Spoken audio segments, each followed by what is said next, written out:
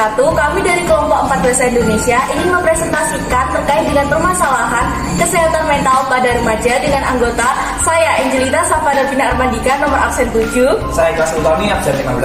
Saya Benedict Vanessa Putra Setiawan absen 17. Saya Rizal Dewi Alfa absen 26. Saya Tanita Setia Dedorenja absen 10. Saya Sidira Dunia absen 35. Selamat menyaksikan.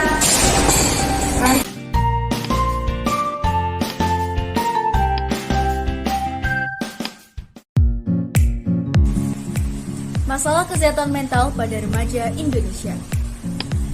Sebelum memulai video pembahasan, mari kita simak video berikut ini.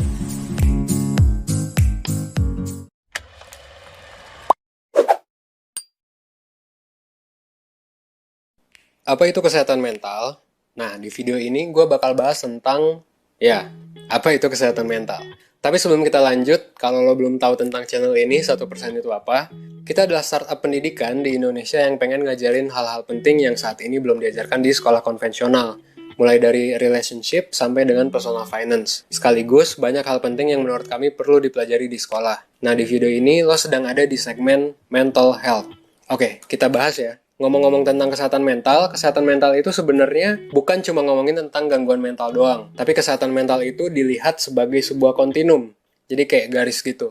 Nah, karena bentuknya kontinum, yang garis ini ya, otomatis lo gak bakal bisa nih bilang kalau misalnya orang itu sakit mental atau sehat mental secara saklek. Jadi gak ada pembagian yang saklek nih, gak ada tuh hitam dan putih. Gak ada kiri doang atau kanan doang gitu. Dan nggak cuman sakit atau sehat doang. Jadi lo tuh bisa posisinya ada di tengah atau mungkin agak turun. Dan besoknya lagi mungkin lo bisa ada di posisi yang naik di kanan ya. Makanya kalau di psikologi kita nggak menamakan gangguan tuh sebagai penyakit. Jadi nggak ada tuh istilah penyakit mental. Yang ada adalah gangguan mental atau gangguan jiwa biasanya kita nyebutnya.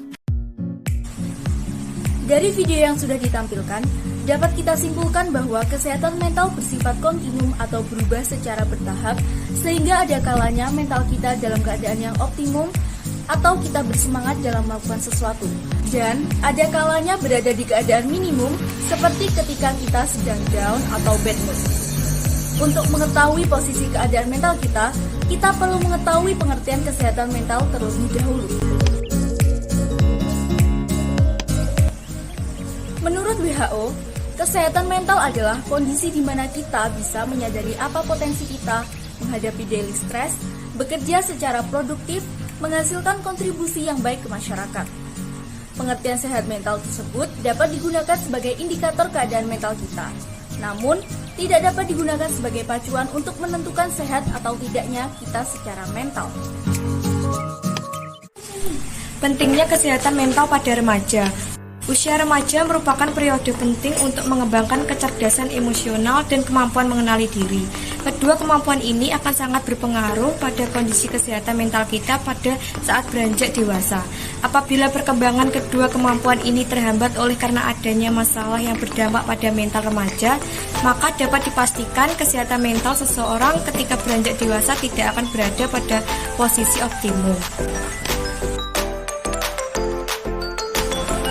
Ada beberapa aspek yang akan memengaruhi kesehatan mental anak muda, diantaranya yaitu 1. Keinginan akan adanya kebebasan untuk mengambil keputusan secara mandiri. 2. Tekanan sebaya. Pergaulan dengan teman memberikan dampak yang cukup besar terhadap mental seseorang, baik itu dampak positif maupun dampak negatif. 3. Mulainya eksplorasi identitas seksual pada remaja. Pada usia ini kita mulai mencari tahu apa yang kita inginkan dan butuhkan dari orang lain. 4. Meningkatnya akses dan penggunaan teknologi. Contoh gangguan mental yang umum ditemukan pada remaja. 1. Depresi. Depresi adalah gangguan suasana hati atau mood yang ditandai dengan perasaan sedih yang mendalam dan rasa tidak peduli. Semua orang pasti pernah merasa sedih atau murung, namun seseorang akan dinyatakan mengalami depresi jika sudah 2 minggu merasa sedih, putus harapan, atau tidak berharga. Pada remaja, perubahan perilaku dan mood yang tidak stabil sering dianggap wajar di masa pendewasaannya. Padahal perilaku tersebut dapat menjadi tanda-tanda awal remaja mengalami depresi. Gejala depresi: 1. Mudah menangis, tersinggung, dan marah karena hal-hal yang sederhana. 2. Kehilangan minat dalam melakukan aktivitas sehari-hari. 3. Menyalahkan diri sendiri. 4. Sulit berkonsentrasi, sering bolos, dan prestasi di sekolah menurun. 5. Sulit tidur dan insomnia. 6. Mudah merasa lelah. 7. Sering sakit kepala atau sakit perut. 8. Tidak nafsu makan atau justru makan berlebihan. Bipolar dan mood swing. Mood swing atau dikenal sebagai kondisi perubahan suasana hati adalah perubahan emosi yang dapat terjadi sesekali karena adanya faktor pemicu. Kondisi ini umum dialami seseorang dan dapat segera diatasi. Namun, apabila kamu sering mengalami perubahan suasana hati yang begitu cepat tanpa ada sebab pemicu yang jelas, berlarut-larut hingga mengganggu aktivitas sehari-hari dan kesehatan fisik, sebaiknya waspada. Kondisi ini menjadi tanda gangguan mental, salah satunya gangguan bipolar. Bipolar adalah gangguan mental yang ditandai dengan perubahan yang drastis pada suasana hati. Bipolar sering didiagnosis masa remaja. Penyakit ini menyebabkan perubahan suasana hati yang ekstrim. Seseorang bisa saja sewaktu-waktu jauh dalam fase depresi atau fase hipomania selama berminggu-minggu. Namun selanjutnya bisa tiba-tiba merasa amat sangat senang atau fase mania. Kondisi ini diduga terjadi akibat faktor genetik. Gejalanya secara umum meliputi A. Perasaan bahagia atau antusias. B. Semangat yang menggebu-gebu.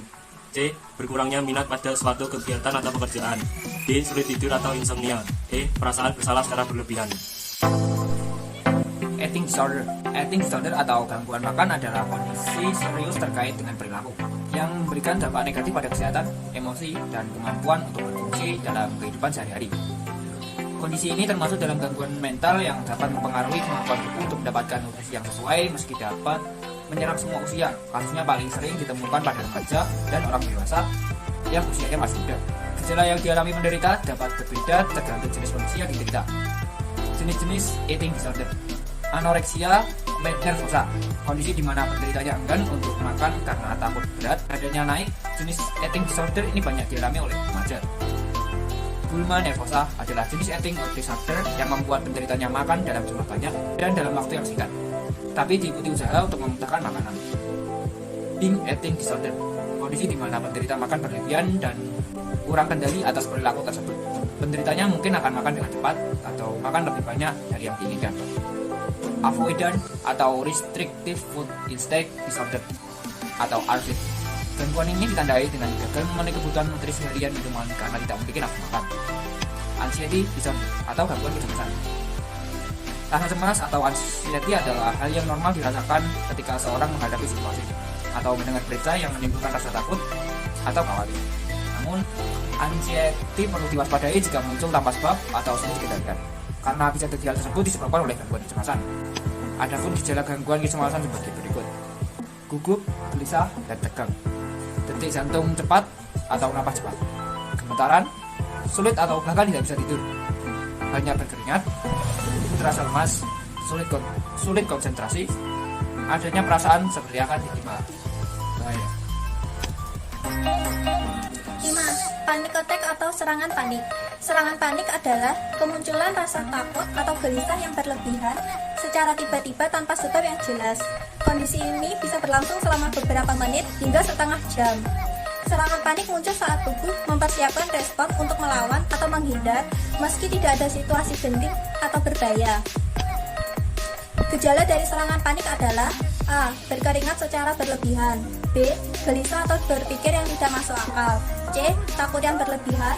D. Mulut kering dan sebagainya. Penyebab gangguan kesehatan mental pada remaja. Kesehatan mental seseorang dapat dipengaruhi beberapa faktor, baik yang berasal dari luar maupun dari dalam diri. Dari dalam atau inside. 1. Emosi remaja yang cenderung labil, yang mana disebabkan oleh perubahan hormon pada masa remaja. 2. Overthinking dan stres yang berlebihan. Hal ini dapat terjadi karena kurang terbukanya orang tua terhadap masalah di sekitar anak atau anak mendapat tekanan dari lingkungan sekitar. 3. Perasaan kesepian. Perasaan ini rawan menyerang remaja. Banyak di antara mereka yang merasa bahwa dirinya sendiri di dunia ini. 4. Trauma. 5. Fobia. Sedangkan faktor dari luar diantaranya 1. Pergaulan, 2. Bullying, 3. Kurang perhatian, 4. Tekanan dari sekitar, dan 5. Masalah keluarga. Respon dan stigma masyarakat. Kebanyakan dari kita menyebut masalah mental adalah orang-orang yang kurang taat pada agama atau kurang dekat dengan Tuhan. Tidak sedikit juga yang memandang masalah kesehatan mental sebelah mata, meremehkan dan malah mengata-ngatai atau mengutuk. Di Indonesia sendiri, Para penderita gangguan mental sering dianggap aib dan menjatuhkan martabat keluarga, sehingga mereka mendapat perlakuan yang buruk. Padahal gangguan mental merupakan hal umum yang dapat dialami siapa saja tanpa memandang usia, jenis kelamin, apalagi suku, ras, dan agama. Mematahkan stigma yang telah dibangun di masyarakat memang susah, tapi kita perlu berusaha agar orang sekitar kita mengerti pentingnya menjaga kesehatan jiwa. Cara mengatasi gangguan mental pada remaja. Seperti faktor penyebab gangguan mental atau cara mengatasi gangguan mental juga dapat dibedakan menjadi dua, yaitu dari dalam diri dan dari luar atau lingkungan. Inside atau dari dalam. 1. Memelihara pikiran kita, jangan biarkan pikiran-pikiran negatif menguasai diri kita. 2. Berbicara ketika kita merasa butuh bantuan. 3. Menyeimbangkan sekolah, pekerjaan, dan kehidupan pribadi. 4. Jangan mengurung diri dan memperbaiki kualitas tidur. Outside atau dari luar. 1. Menjadi pendengar yang baik ketika ada teman yang cerita, terutama apabila membahas topik yang serius. Jangan sekali-kali kita menggunakan cerita seseorang sebagai bahan candaan. 2. Menjaga komunikasi dan hubungan sosial tanpa membedakan. 3. Mendukung dan memberikan energi positif kepada orang yang sedang mempunyai masalah.